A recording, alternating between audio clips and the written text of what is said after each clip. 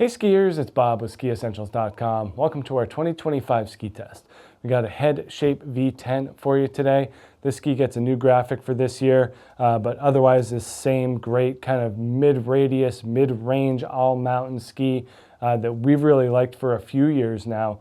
There's not a whole lot out there at this width, 85 millimeters underfoot, that carves such clean and round turns as this V10. You get that extra width for any type of off-trail adventures or soft snow that you may encounter. Groomers, as they get broken up during the day, that's where this extra width really comes in handy. And some people, myself included, just like a wider platform to stand on. I feel like you can make kind of a deeper cut into the snow, especially a heavier skier like me who kind of needs something to push against if the snow is slightly soft. That's where these 85 underfoot skis really come in handy. Additionally, Head does a great job at bringing their upper level technology into a mid-range ski, mid-performance ski. And, I feel like this kind of gets a bad reputation, especially if you're talking about an intermediate ski.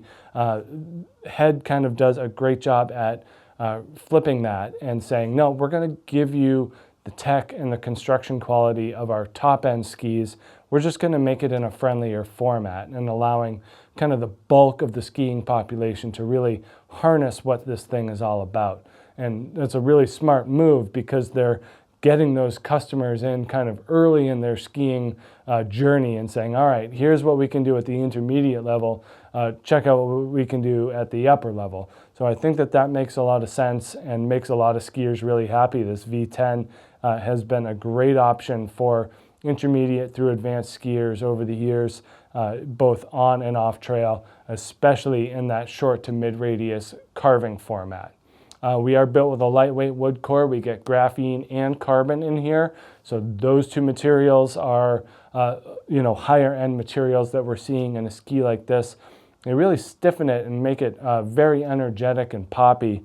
We also get a raised portion here. This central spine does a great job at keeping the ski smooth and damp and powerful while leaving the lower parts along the sides and then the very tips and tails just easier to turn, easier to exit from the turn, and just kind of emphasizing that mid portion of the ski and giving you an upper end feel without really adding a whole lot of technology to the mix.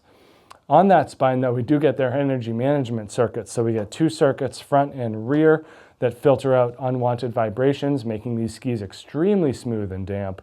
Works great, especially in conjunction with this raised portion here. But they are pretty stiff and pretty wide, so you do have to get them up on edge if you want them to get that full high edge angle, that full turn. 13.6 meters at this 170, so that's pretty short. And so when you get on a ski this wide, you want to make sure that you're able to get it up on the full edge to really harness the full capabilities of that shorter radius.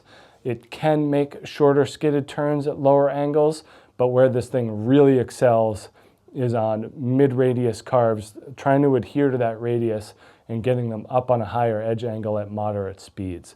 That's where this thing is really in its element, and it makes a lot of sense because that's what a lot of the skiers at this level are striving for, is really just that dramatic S-shaped carve down moderate terrain, because that's what most of us ski on, and I enjoy it too.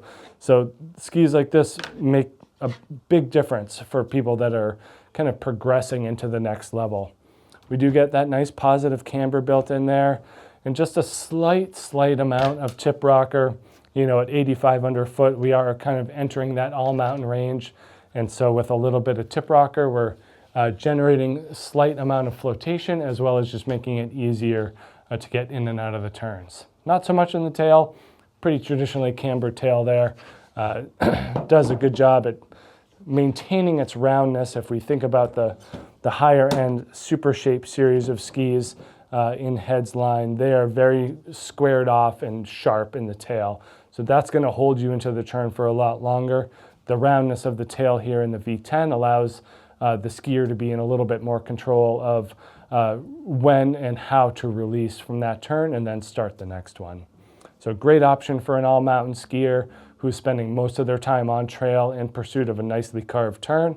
Not, it's not too demanding, but it also has a ceiling as well. So you can't really top out on speed on these things as well as you can in that higher end Super Shape series with 2 sheets of metal.